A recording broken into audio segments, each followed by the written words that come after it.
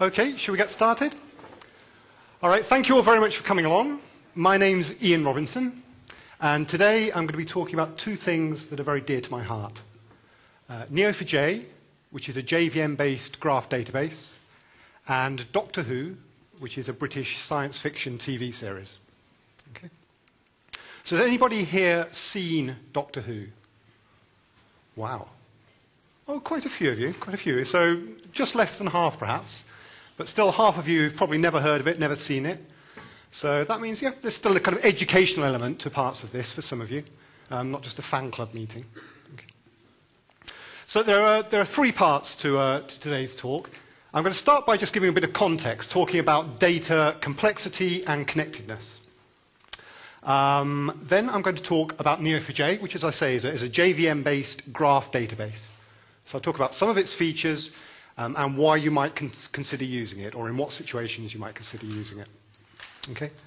And then once we've gone through all of those preliminaries, once we've got all the technical stuff out of the way, then we can really concentrate on the fun stuff, which is Doctor Who. Okay? All right. And actually, we'll be describing Doctor Who in terms of graphs and graph databases. And we'll learn a little bit about the Doctor Who universe and about the history of some of the props that are used in the program. Okay. So let's start talking a little bit about data complexity. Okay. So our data needs today are probably more complex than they've ever been before. And that complexity is a function of size, semi-structure, and connectedness. Now, we all know about size, about big data. You know, that's something that we hear quite often. We know that we're creating more data today than ever before. You know, data's growing exponentially year on year, and that looks set to continue for the foreseeable future. There's these other two things that I'm particularly interested in, or that I want to talk about today. So semi-structure is effectively messy data. Yep? It's data that doesn't fit too well inside a rigid, one-size-fits-all relational schema. Consider, for example, all the different identities that you might have on the web. You know, I've got several different email addresses. I've got a Twitter handle. I've got a Skype address. You've probably got a Facebook address. All those different things. Now, if we're storing all that data in a relational database, for sure, we could normalize the wazoo out of it. But the moment we start, you know, once we're concerned with performance, what do we end up doing? We end up creating a table that probably has columns email address 1, email address 2, email address 3, and so on. Okay? So all of those entities in the database, they don't have exactly the same values. Many of them will have null values. So messy data, semi-structured data, is data that has lots of null values, lots of optional values, and only a few mandatory values. Yeah? And it's a big problem today when we're dealing with a lot of the real-world data that we want to tackle. And then the other thing is connectedness. Okay? Data today is more connected than ever before. Or rather, the kinds of questions that we want to ask of our data require us to understand the connections between all the entities in our domain. Okay? And again, you'll experience that if you've got lots of join tables or queries that have lots of joins in them. Okay? So let's think of some of the interesting questions in different domains that we might want to ask of our data today. Which of our colleagues, which of our friends do we have in common? Okay, so this is my LinkedIn profile. Which applications and services in the network will suffer if a particular router or switch fails? What's the shortest distance between two stations on the metro? Which books do you recommend that I buy based on my previous purchases? Which files and folders and shares or other things do I have access to? You know, what permissions do I have? And conversely, who can change the permissions for me with access to a particular share, for example? What's the most efficient route for delivering this parcel from one place to another? Who's been fraudulently claiming benefits? And, you know, kind of follows on from that. Who owns all the debt? Who's at risk of poisoning the financial markets if they go belly up? Okay. So to answer all of these questions, we need to understand the connections between the entities. We need to know how they're related. Okay. So in effect, they're graph problems. Why do I say they're graph problems? Because graphs are the best abstraction that we have for modeling and querying connectedness. Okay? So if you've got a graph problem, I believe if you've got a graph data problem, I believe the best way of tackling it is to use a graph database. And that's exactly what Neo4j is. It's a JVM-based graph database that allows you to model and manipulate and query your data in the form of a graph. Okay. So we've seen lots of images already of kind of network structures and graph-like structures. Here's another one. This kind of illustrates the particular kind of data model that we use inside Neo4j, something that we call the property graph model. Okay? So what we've got here are a number of different nodes connected by way of relationships. And what we're trying to represent here are a couple of authors, John le Carré and Graham Greene, some of the books that they've written, and some of the people who've read and reviewed those books. So this is how we would model and store this information in Neo4j. So you can see we've got nodes representing those authors, John le Carré and Graham Greene, and each of those nodes has one or more properties associated with it. So a node is really just a container for some properties, an arbitrary set of key-value pairs. And no two nodes need share exactly the same set of properties. So we're already beginning to deal with some of that semi-structure in our domain. So we've got a date of birth for John le Carré, but for Graham Greene, we've both got a date of birth and the date when Graham Greene died. Okay? And we've also got some nodes representing some of the books that they wrote, and nodes representing Alan and Ian, two of the people who've read and reviewed those books. Okay. So we've got these little islands of interesting data, these little holders, containers for properties. Okay? But now we can begin to structure that domain from the ground up using relationships. So you see the other part of this data model are these named and directed relationships. So every relationship in Neo4j has to have a name and a direction. It has to have a start node and an end node. And these are first-class elements within the data model. They lend semantic clarity to the data model. So we can see that John le Carré wrote Tinker Tailor Soldier Spy. Graham Greene wrote Our Man in Havana. Now you'll also notice that for some of these relationships, we've also attached some properties to them. So not only can we associate properties with nodes, we can also associate properties with relationships. So we've actually attached some date properties to those recommended relationships. Why would we do that? Well, we may want to attach a property to a relationship if we want to use it in some kind of weighted path algorithm.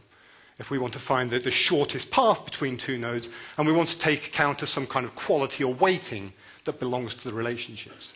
Okay? So this is what we call the property graph model. Nodes can contain properties, arbitrary set of key-value pairs. They're connected by way of named and directed relationships, and those relationships have properties, potentially have properties associated with them. Okay. Now you can run Neo4j in two modes. Its heritage is as an embedded graph database. It's nearly 10 years old. It started as an embedded graph database, which means you can host it inside your own Java process, and then access it and manipulate it by way of a rich set of Java APIs. And some people still use it like that today. But when we think of a database, we typically think of that machine in the corner or somewhere else on the network, and we want to speak to it over the network. We don't want to embed it into our application. So today you can also run Neo4j in server mode. Nearly fell. Run it in server mode, and then you speak to it over the network by way of its REST API. So you exchange JSON formatted documents with it over HTTP. So you can run it in either mode. And in fact, you can mix and match. Okay. So assuming you're looking to use the right tool for the job, when might you consider using Neo4j for your data needs? Well, it's ideal for modeling densely connected, semi-structured data.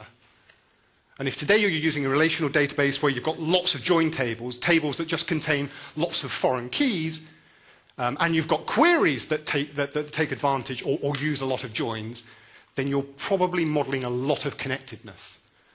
And if those queries are suffering as the data set size grows, then you might want to consider looking at Neo4j. If you've got a lot of tables, sparse tables, lots of nullable columns, and you've got a lot of null-checking logic within your application, then you've likely got quite a high degree of semi-structure. So again, Neo4j very good at modeling densely connected, semi-structured domains. It's fully ACID transactional. I mean, unlike a lot of other NoSQL databases, Neo4j exhibits all of those ACID characteristics or ACID properties that you probably want from a database. And in fact, you can register other transaction managers so you can participate in distributed transactions. If you want to update a relational store and the graph store, you can do all of that within the context of a transaction. Okay, and ensure that that transaction is committed. Both of those stores are consistent. And finally, it's fast. For a particular kind of query, a query that traditionally would use lots of joins, lots of recursive joins, Neo4j can be thousands of times faster. Because effectively, those relationships represent pre-computed joins.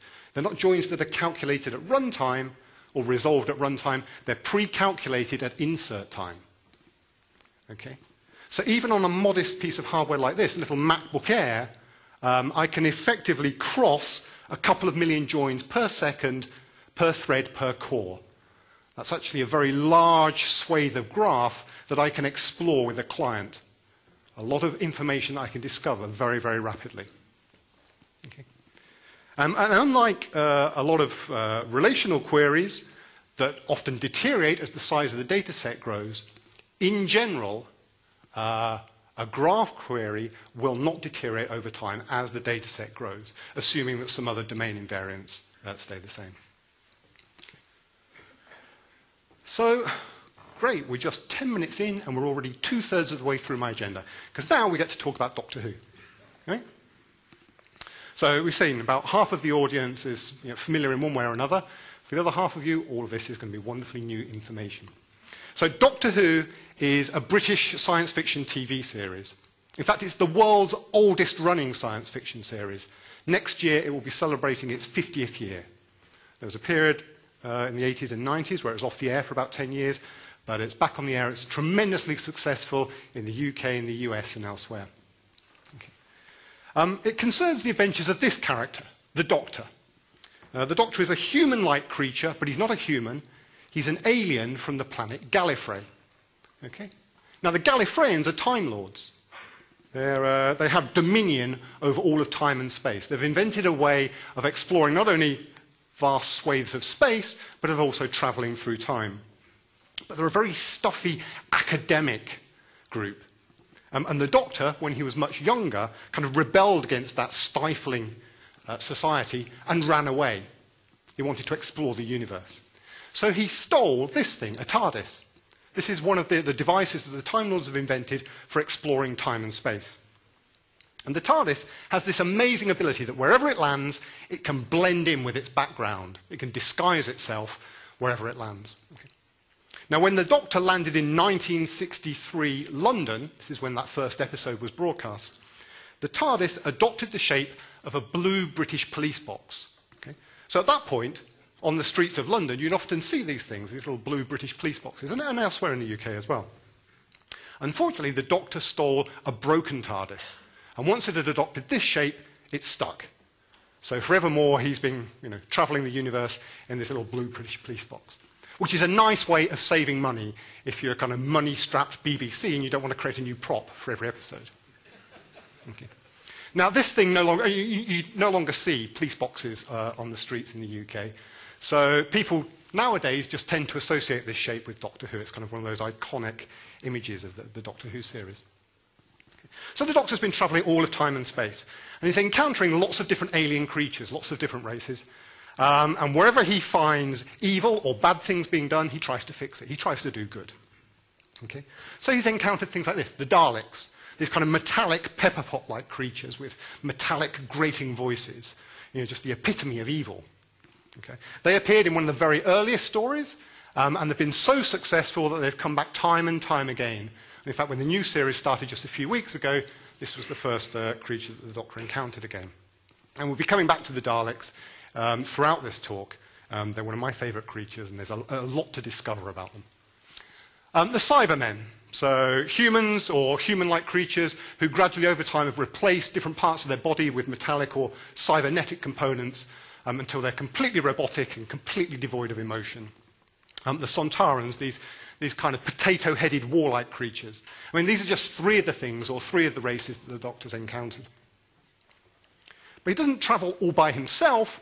He tends to travel with human companions that he picks up. So there's always a little gang of them that are travelling in the TARDIS and exploring these worlds. So these are two of the Doctor's current companions, Rory and Amy. So they're companions of the Doctor, but they also have their own relationship. They love one another. In fact, they're married. Okay? And then all of these characters, races, enemies, devices, planets, and so on, appear in different episodes. So we've got the Daleks, the Doctor and Amy appeared in Victory of the Daleks. Rory, the Sontarans, Amy, the Doctor, the Cybermen, all appeared in A Good Man Goes to War. And like I say, this thing's been running for nearly 50 years.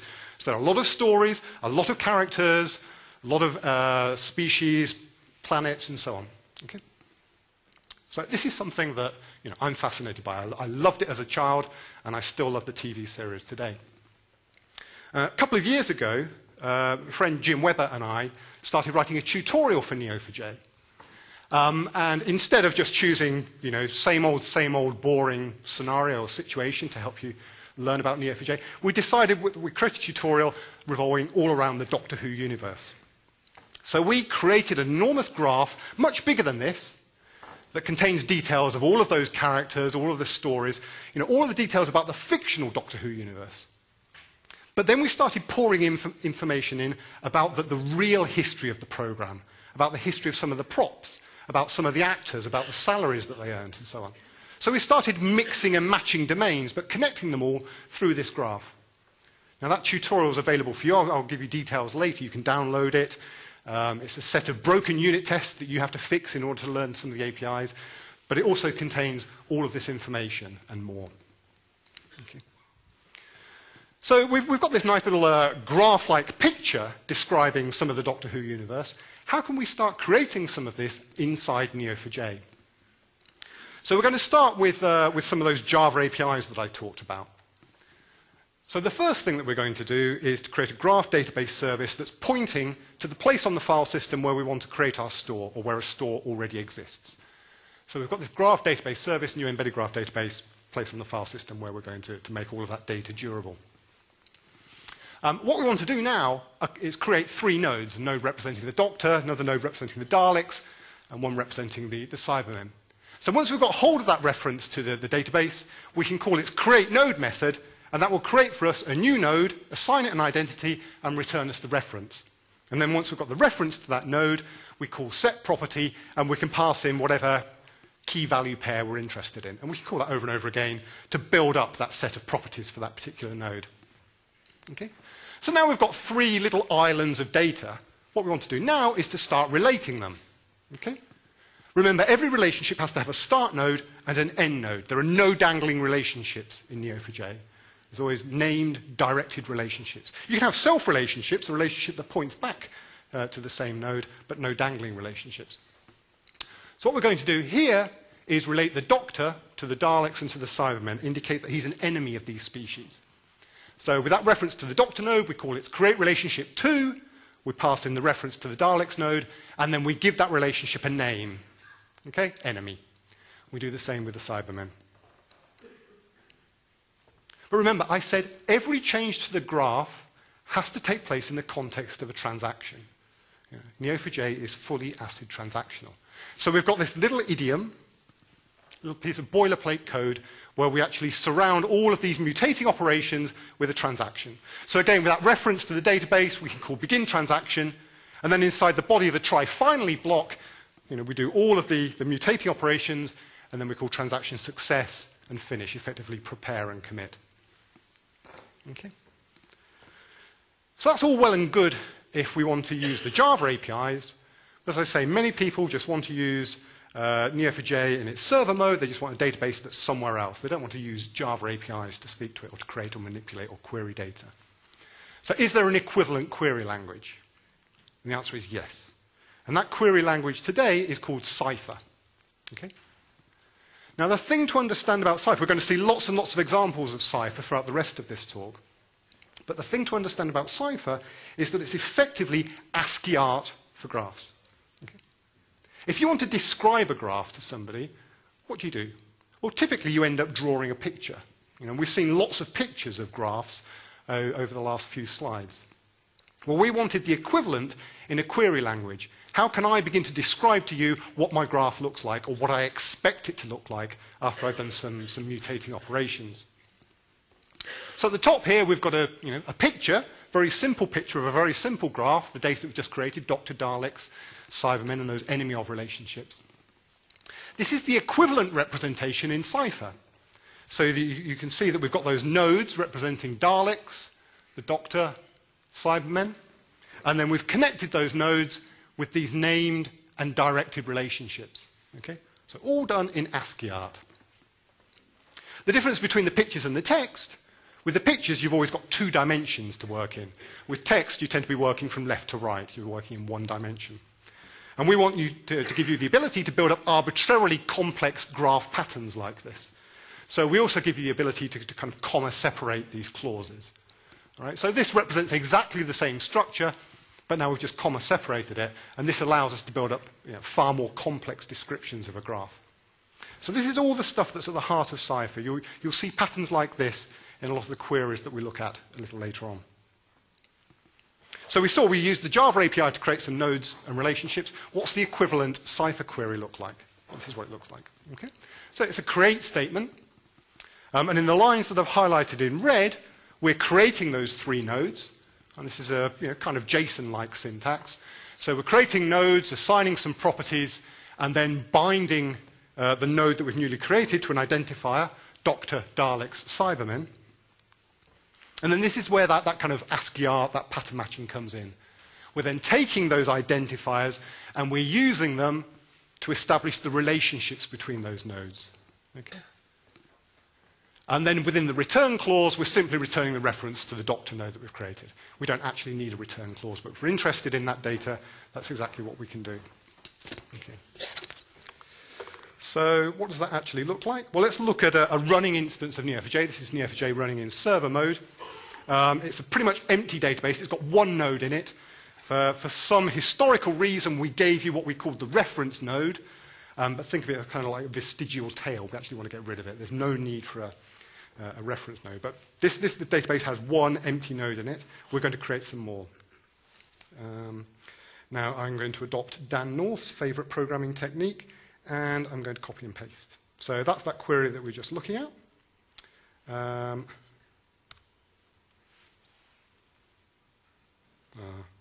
Semicolon.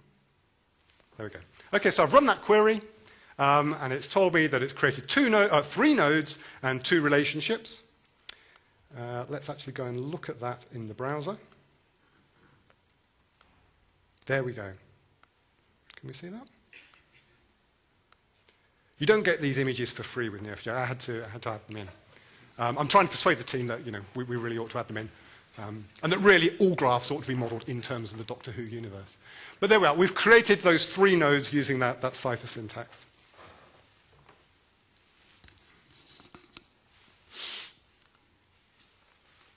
Okay. So we've created some data. How do we actually go about querying data in the graph? How do we go about resolving some of those interesting questions that we want to ask of our data? Well, an idiomatic query in a graph database is what we call a graph local query. Typically, it starts, you find some interesting start nodes, some well-known start nodes within the graph.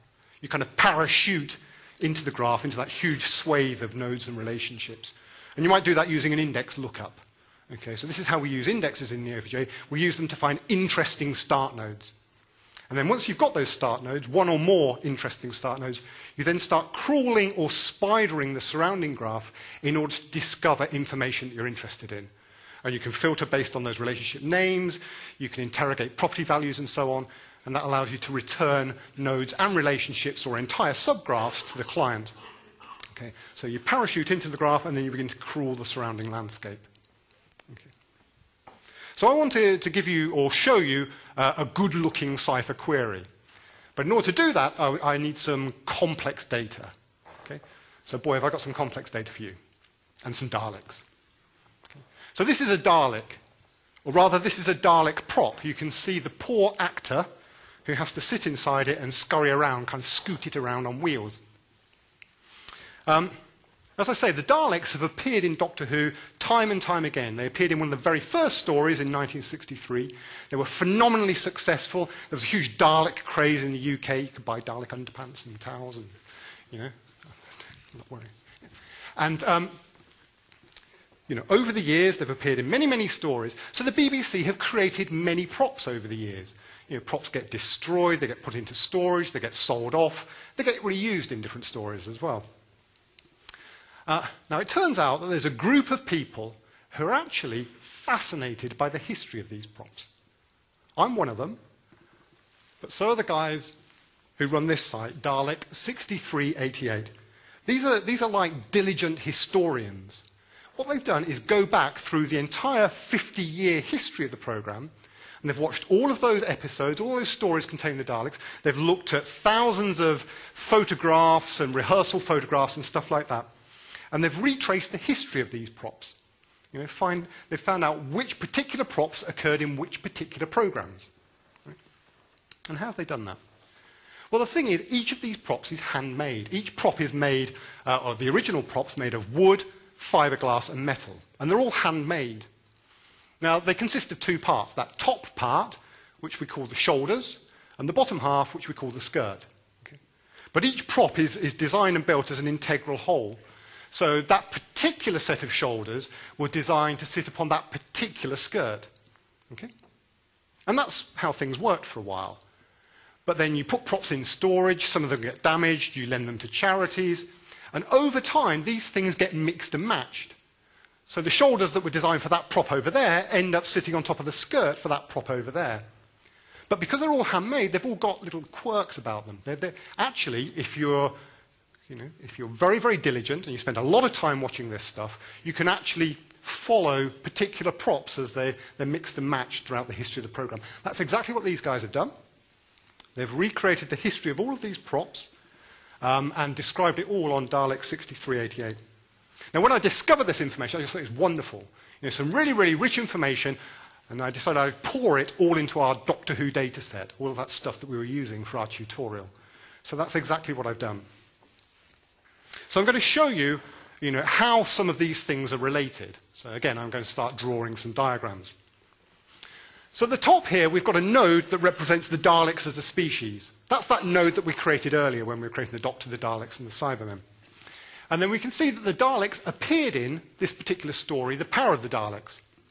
And as I say, the Daleks have appeared in lots and lots of different stories. So actually in the sample data set, there are lots of appeared in relationships going on to lots and lots of different stories. We're just concentrating on one of them for now. Below that, I have a node representing the group of props that were used in that story. So I've reified this concept of a group. And I've done that because there's certain information that we can only associate at the level of the group. For example, the BBC had a budget for creating or restoring props. And that was assigned at the level of the group of props, not the individual props.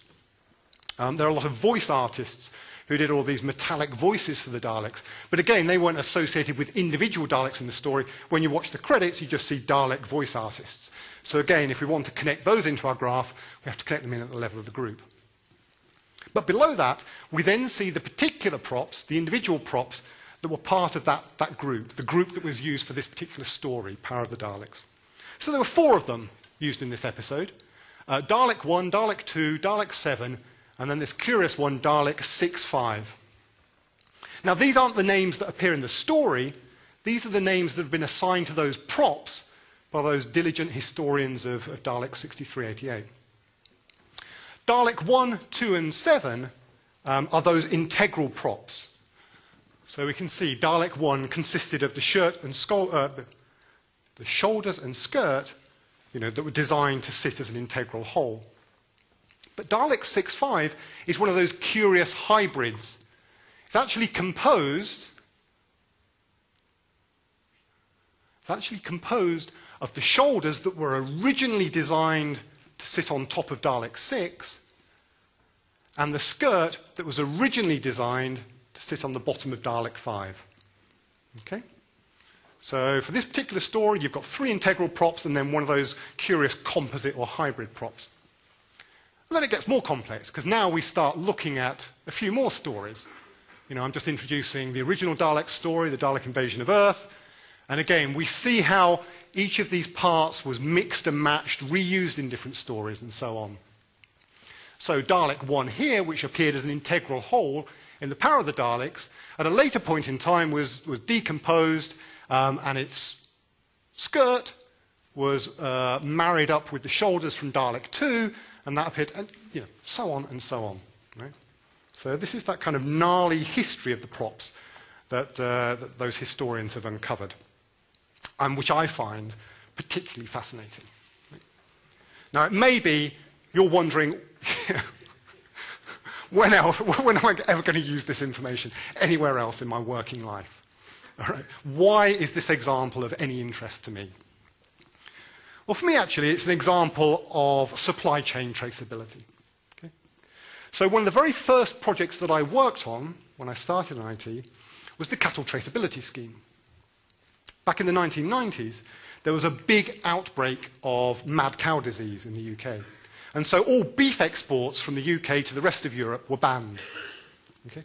And in order to have that ban lifted, the UK government had to demonstrate supply chain traceability. Basically, they had to record all of the movements of cattle, as cattle moved from one farm to another, from a farm to a market, to an abattoir, and so on, and all of the other animals that these cows associated themselves with. So it's kind of LinkedIn for cows, but before LinkedIn was invented. All right? And this is what the history of the Dalek props is very much like this kind of typical supply chain traceability problem. Okay, so we've created all that information. I took all of the pictures and the descriptions on Dalek 6388, and I created nodes and relationships to represent that complex history. So now I've got all of the data in the database. Now I can start asking some really interesting questions of it. The first question that occurred to me, and I'm sure it's occurred to all of you as well, is what's the hardest working prop part in show business? Yeah? Which of those skirts and shoulders has appeared in more episodes than any other? Right? It wasn't a question that occurred to me before I started putting the data in, but once it's there, it's the very first thing that I want to know. So how do I go about discovering that? Okay. Well, effectively, and again, I'm just very simple description of the kind of query I'm probably going to have to ask of the data. I can identify the Daleks as a species. I can look them up in an index. Probably I want to trace, follow all of the relationships to all the different stories that the Daleks have appeared in. Look at all of the groups, all of the individual props that were part of those groups. But then I need to decompose each of those props and work out which original prop did it belong to. Okay?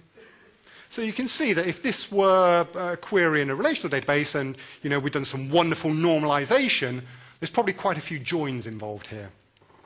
But this is effectively the path that I need to pursue through the graph. Remember, I said you parachute into the graph and then you spider or crawl the surrounding area in order to discover some of this interesting information.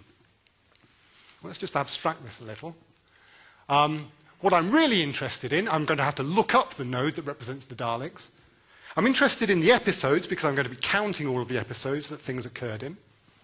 I'm interested in the individual parts, the shoulders and the skirts, and I'm actually interested in the original prop with which that part was associated. The other two bits, the group and the prop as it appeared in the episode, are not so interesting to me. I'm interested in the part and the original to which it belonged. Okay. So as I said, we've got a picture. We can translate that, we can transform that into some ASCII art, into a cipher graph pattern. So we've got the Daleks, we've got an identifier representing that node, the Daleks, appeared in an episode, we have an incoming used in relationship, and then we're using the anonymous node because we're not really interested in the group for this particular query. We need to traverse through it, we need to pass through it, but we're not interested in returning that piece of information. So we use the anonymous node, that's this one here. People on this side, that's this one here. Okay. Then we've got the incoming member of relationship, the individual prop, again the anonymous node, and then it's where it gets really interesting. Those props are composed of parts, and those parts belong to, what's the name I've used here? The original prop will point us probably back into the graph to one of those original props to which that part belonged. Okay? This must all surely make perfect sense. Yeah? So how are we going to use that in a query? That's our kind of pattern match. How are we going to use that in a cipher query?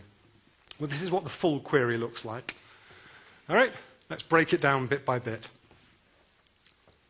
This first line, start, this is where we're going to parachute into the graph. We're going to find some of those well-known starting nodes, some well-known points in the graph that we can use for the rest of the query. And we're doing that using an index lookup. So we're saying we're looking at a particular named index called species, so node : species. This is a named index that contains indexed nodes. And then inside the brackets, we're looking for any node that's been indexed based or using the key species and the value Dalek. Okay? And that will return us that Daleks node, and we can bind that to the identifier Daleks. Okay? In this start node, we could actually bind to more than one starting point in the graph. But for my query, it's sufficient just to bind to this one node representing the Daleks as a species. Okay. Then we've got that match clause. That's the bit that we looked at on the previous slide. So you can see the identifier Daleks, that's carried over from the start clause. Everything else gets bound as we start exploring the graph. All of these other identifiers in this match clause, part, original, prop, episode, these will get bound as we start exploring the graph. And then we've got this return clause. And this return clause is simply taking the graph data and it's creating a projection for us. It's creating a kind of tabular projection for us. So we're pulling out the name property for the original part. That's going to give us shoulders or skirt. The part.type is going, it's part.type that's going to give us whether it's shoulders or skirt. Original prop.name is going to give us Dalek 1, Dalek 2, Dalek 3, and so on. We're going to count all of the episodes that an individual part has appeared in. So we're kind of doing this aggregation, rolling stuff up. And then this collect clause is just going to create a list, comma-separated list of all of the individual episodes that part has appeared in. So we're counting the episodes, and we're also creating a list of the episode titles, because it's quite useful to have that information. Okay? And then we're ordering it by the number of episodes that an individual part appeared in, and we're just taking the top one. Okay? So let's run that against,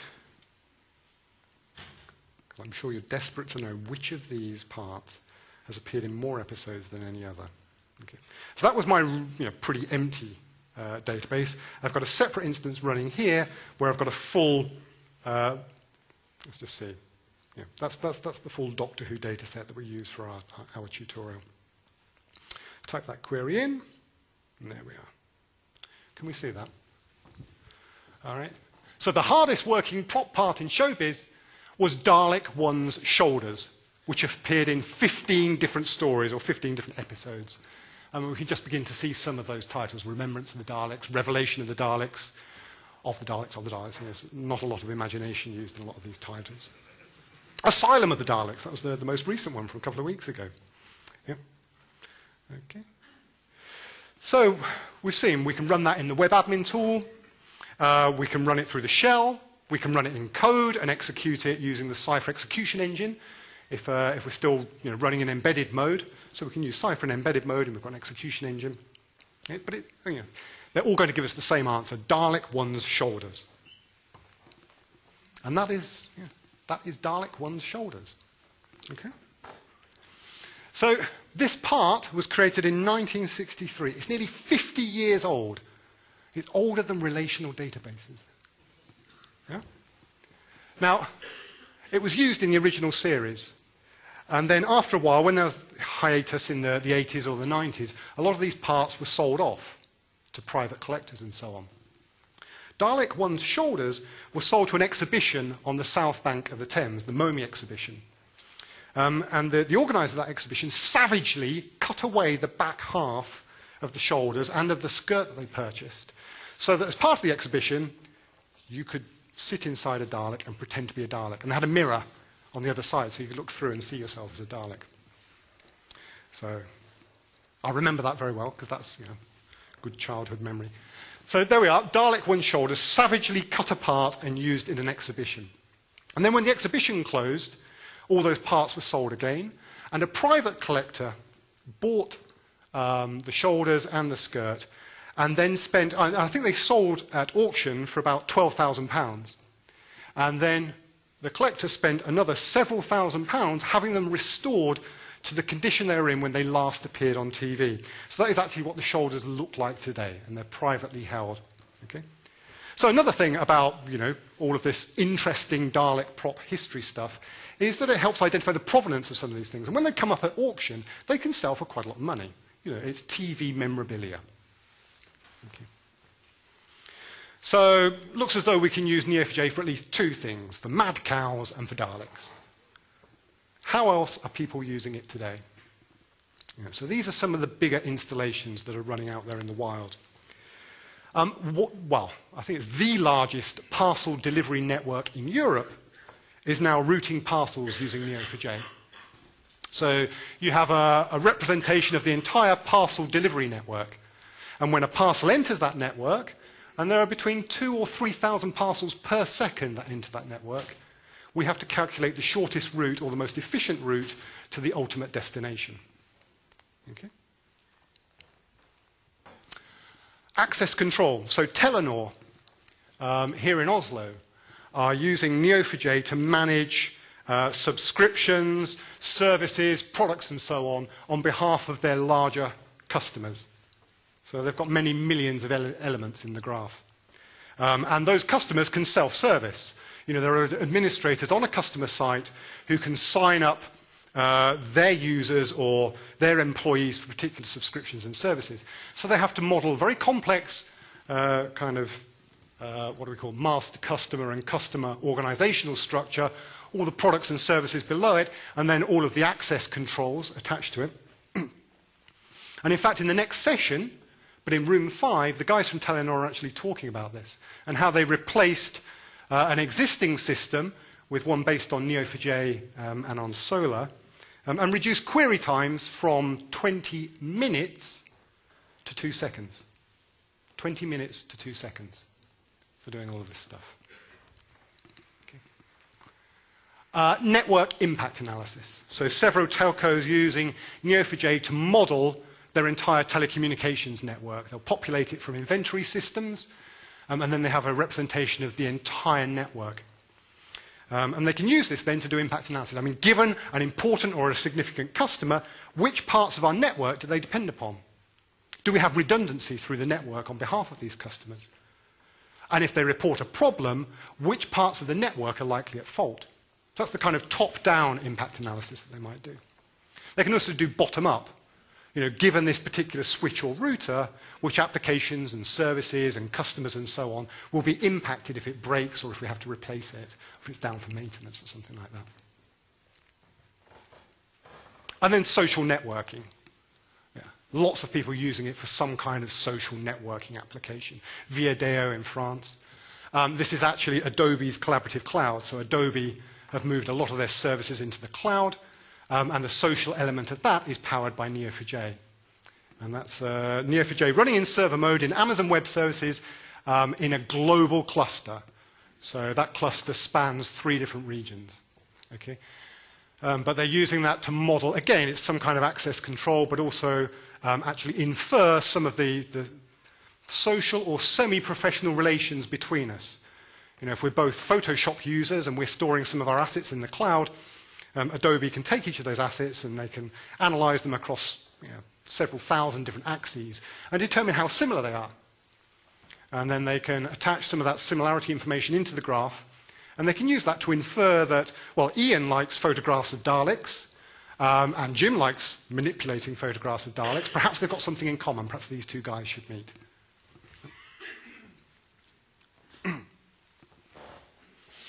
So Neo4j is available in 3 different editions. You can download it from neo4j.org. They're all fully fledged versions of Neo4j. Community, which is under the GPL license, and then Advanced and Enterprise, which are available under the AGPL license, which is a slightly more viral license. And there are also commercial licenses available. But Advanced adds some additional monitoring, lots of JMX monitoring, and Enterprise offers additional monitoring plus clustering. Okay? So today, you can run